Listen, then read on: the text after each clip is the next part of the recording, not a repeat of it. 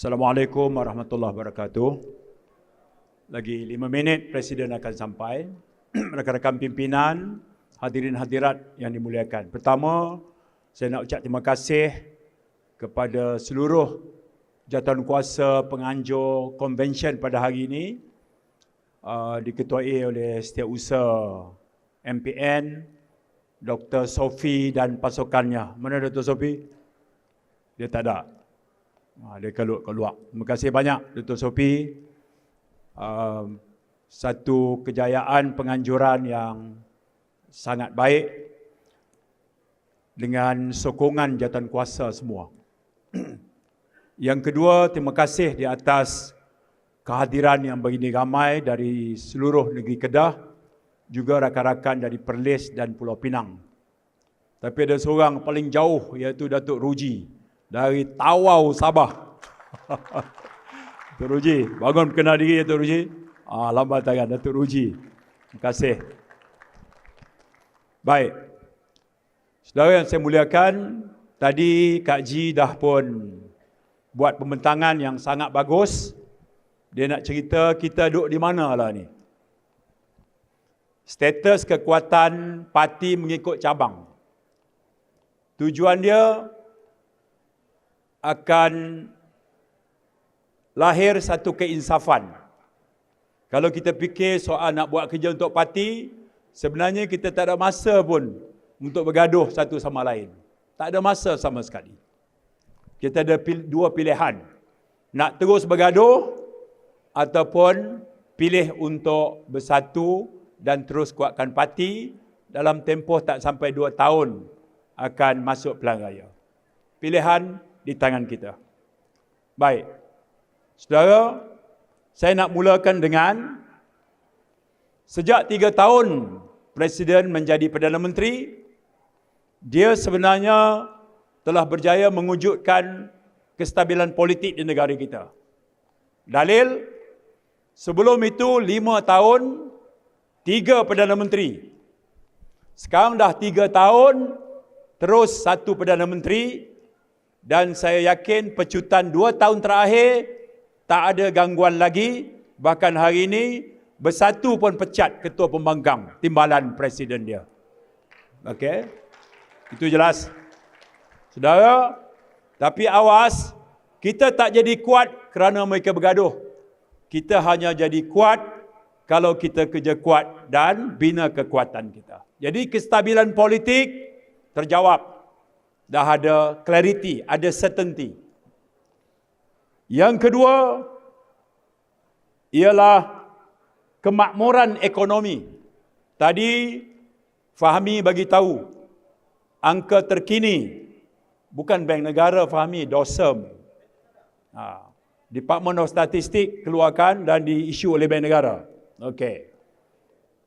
Maksudnya pertumbuhan ekonomi bagus, kadar pengangguran dianggap sebagai guna tenaga penuh. Pasal di bawah 3. Di bawah 3%. Inflasi 1.4. Angka-angka ini tak ada makna kalau kita tak tolong syarah apa kaitannya dengan rakyat. Misalnya, apa maksud inflasi 1.4%?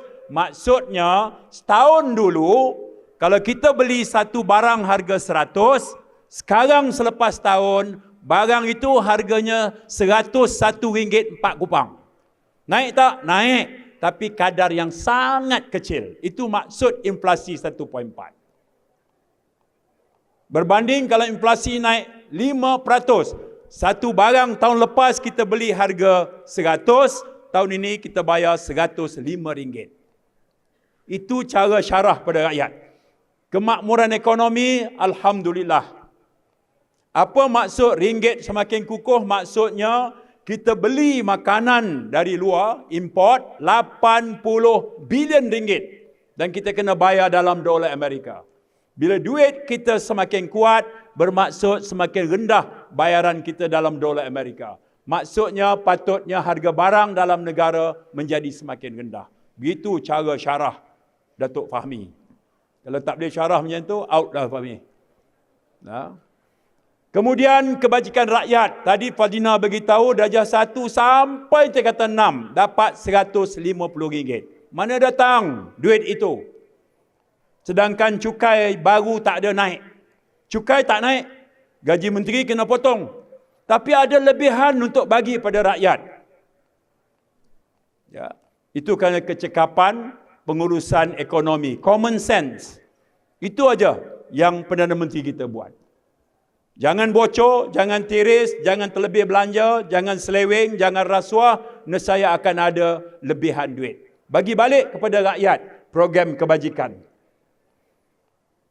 Sebab itu dia selalu sebut tata kelola yang baik, urus takbir yang baik. Itu dia sebut. Peringat selalu. Politik stabil, makmurkan ekonomi, jaga kebajikan rakyat, tata kelola pemerintahan yang baik. Dia capai yang itu, alhamdulillah. Saya nak tunjuk yang kedua. Baik. Kedah kita pembangkang, Kak Ji tunjuk tadi biru pekat, habis kita. Tapi Perdana Menteri ni dia jadi Perdana Menteri untuk semua. He wants to be the Prime Minister to all. Dia bukan nak jadi Perdana Menteri untuk orang yang sokong dia aja, tak. Kedah, kita terima keputusan rakyat, tak sokong kita. Tapi, tengok, dia tambah peruntukan daripada 1.9 bilion, dia tambah 2.2 bilion. Untuk Kedah saja ni. Tengok, dia beri keutamaan. Kedah ni apa dia isu sekarang, isu rakyat apa dia? Kita ada dua adun. Masalah bekalan air bersih. Perdana Menteri bagi apa? Loji rawatan air. Itu kita jaga. Kita siapkan. Sebab itu, saya letak sebagai keutamaan projek. Tak boleh gagal, mesti siap. Bila Perdana Menteri kata, Saifuddin, kamu jadi pengerusi Majlis Tindakan Pembangunan Ekonomi Negeri Kedah. Kewajipan saya nak pastikan bilion-bilion peruntukan Perdana Menteri bagi pada Kedah, saya kena pastikan semua siap ikut jadual. Itu kita punya ni. Tengok. Sekolah agama rakyat. Sekolah Cina dan sekolah Tamil. Tetap dapat perhatian. Berikutnya, next. Baik. Cuba banding kawan ni punya pengumuman. Kenal ni? Kenal? Baik. Dia umum Pelabuhan Sanglang. Ada Pelabuhan Sanglang? Dia umum projek tambak laut Widat Langkasuka. Ada? Bila Taufik tegur dia projek tak jalan, dia kata hampa buta. Hampa tak nampak. Dia buku tu. Orang Langkawi. Tambak laut tu jadi dah kah? Tak ada. Baik. Litar lumba motor Sungai Petani. Patut siap 2 tahun dah. Ada? Wakil rakyat. Bakar Aram. Ada? Tak ada, Adam. You tak nampak ke, Adam? You tak nampak? Baik. Litar lumba antarabangsa Langkawi. Yang saya nak tunjuk ialah next. Kalau bercakap tentang performance dan prestasi, kawan baik kita ni fail miserably. Banding dengan apa yang Perdana Menteri kita laksanakan. Ya. Jadi, siapa nak tolong sampai kat rakyat Kedah ni? Parti ya. Parti. Jangan lawan maki. Lawan maki boleh kat dia. Lawan prestasi. Tunjukkan performance kerja. Yang tu dia kalah. Dia tak boleh tengnya, dia tak boleh lawan, dia tak boleh nak tunjuk. Kita boleh tunjuk senarainya. Next. Saudara tengok. Jadi convention hari ini kita nak minta tolong. Lizat. Perarakan masuk Presiden Parti, jadi kita kena hormat.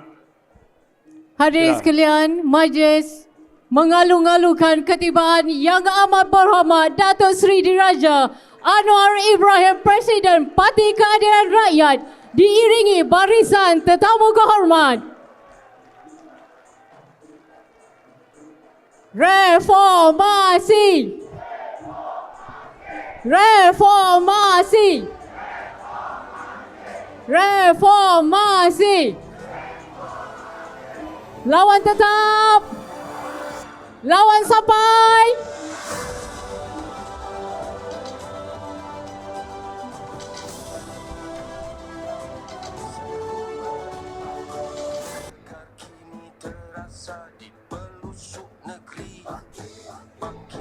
Baik, bagi ruang.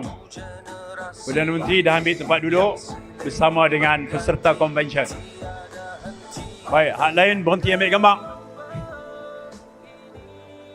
Kita nak syarah sikit aja lagi. Silakan ambil tempat.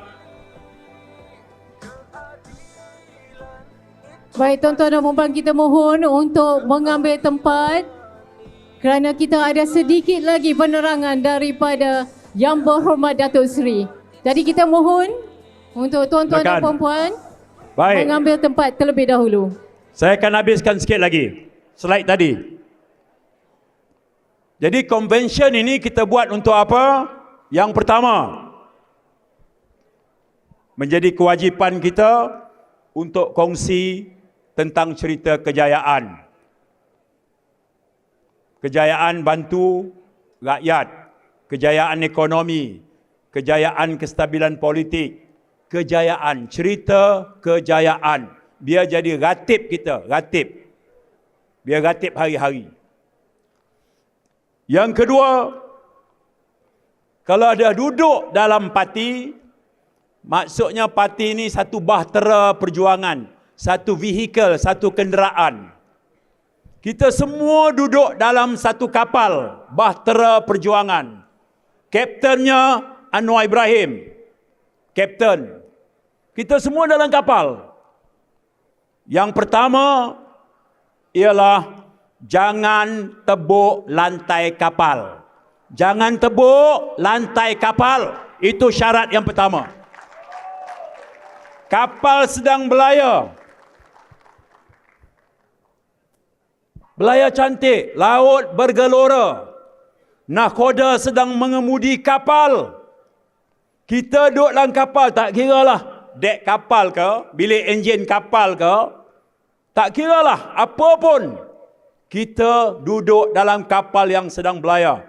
Ini bahtera perjuangan. Kapten kapal ada. Tak setuju dengan dia pun tak sempurna, tegur.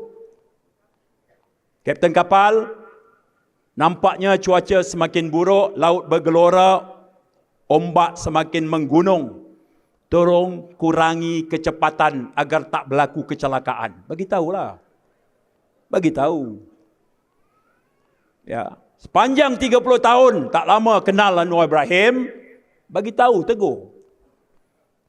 Kalau hari ini kita tegur mungkin dia tak terima, tapi minggu depan dia bagi tahu, Saif, remember last week what you told me? Yeah, I think you are right. Tak apalah seminggu pun. Tegur.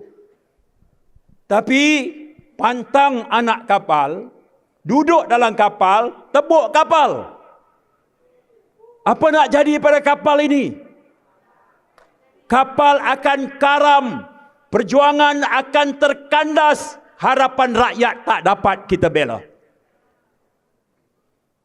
Ingat, kewajipan kita ada organisasi, ada disiplin parti. Beza pendapat lumrah. Mana mungkin kita semua satu pandangan? Tak mungkin. Saya dengan Kak Ji, banyak beza pendapat. Saya dengan Pat, ingat setuju semua. Saya minta data pelajar sampai hari ini tak dapat. Tak setuju saya. Tak. So ingat saya setuju dengan Kamel, cara dia bawa anak muda. Ada tak setuju. Tapi sampaikan. Presiden pun sama, dia tegur saya. Tegur habislah. Bagi pandangan. Kadang-kadang kita perasan, kita hebat, kuat, jaga polis, jaga itu, semua betul. The know it all attitude. Tak boleh lah. Kita ada ketua, dia sampaikan, kita terima. Takkanlah tak ada rasa rendah diri. Jadi, mesejnya pertahankan parti maknanya apa? Kita ada satu nakoda. Nakoda sedang mengemudi kapal. Kapal sedang berlayar laut yang bergelora. 2 tahun lagi kapal akan tiba destinasi. Sekarang tanggungjawab kita adalah pertahankan parti, pertahankan nakoda dan terus kapal kita berlayar dengan elok. Saudara, kalau betul, sokong dia. Kalau tidak, sampaikan teguran. Itu aja kita. Kalau itu boleh kita buat, insya-Allah. Next, last kali. Tengok. Kalaulah pilihan raya ni ditentukan oleh kemasyhuran presiden kita di persada antarabangsa, kita menang landslide pilihan raya ni. Saudara tengok. Sebelum itu. Next. Sebelum, ada lagi. Presiden Xi.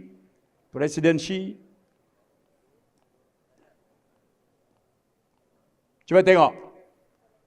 Semua Presiden Modi minggu lepas 1.4 bilion rakyat datang jumpa Perdana Menteri di Kuala Lumpur. Perdana Menteri 32 juta rakyat. Rakyat dia 1.4 bilion. Datang untuk bagi tahu banyak mana pun minyak sawit, tolong jual, kami akan beli. Itu dia. Ini tak ada masalah. Tengok, Presiden Xi Jinping, 1.4 bilion juga rakyat dia. China, negara besar. Tapi Presiden keadilan ini, orang macam pauh ya. Orang macam bubuk ya. Duduk dengan Presiden Xi, dengan Modi, dengan Trump. Macam bubuk ya. Tahu tak mana macam bubuk? Dekat sebelah kubur Cina, dekat dengan kedai baju Kok Jun. Tu ya. Tapi boleh duduk hebat dengan Presiden dunia. Sebab apa? Sebab Perdana Menteri Malaysia, Presiden keadilan, kerana wibawa kepimpinannya. Yang tu ya. Sudah tengok Trump. Ingat senang ke nak layan Trump ni? Kita pun tak tahu hari ni dia nak buat apa. Esok dia nak buat apa. Unpredictable. Kita pun tak tahu. Tapi dia datang sini. Last kali Presiden Amerika yang datang adalah Obama. Kemudian ni, saya terima kasih Perdana Menteri dan ramai-ramai menteri. Dia kata, Saifuddin, hang jadi menteri pengiring. Danlah aku jadi menteri pengiring. Santak dia sampai tangga kapal terbang, dia sebut yang pertama, negeri kamu cantik, bersih, lebuh rayanya hebat, bangunan tinggi. Itu yang pertama. Yang kedua, rakyatnya hebat. Your people are amazing. Great leaders. Pemimpin yang hebat. Yang ketiga, terima kasih pasal jaga keselamatan aku. Itu dia ya. 3, hantar sampai tangga kapal terbang. Nak abang tu ya. Pemimpin kamu hebat, rakyat kamu hebat, prasarana kamu hebat, bangunan tinggi, bandar kamu bersih, dan kawalan keselamatan kepada aku ni menakjubkan. Terima kasih. Dia tepuk bau, dia pun naik kapal terbang. Itu dia. Hak tu Fahmi tak dapat peluang.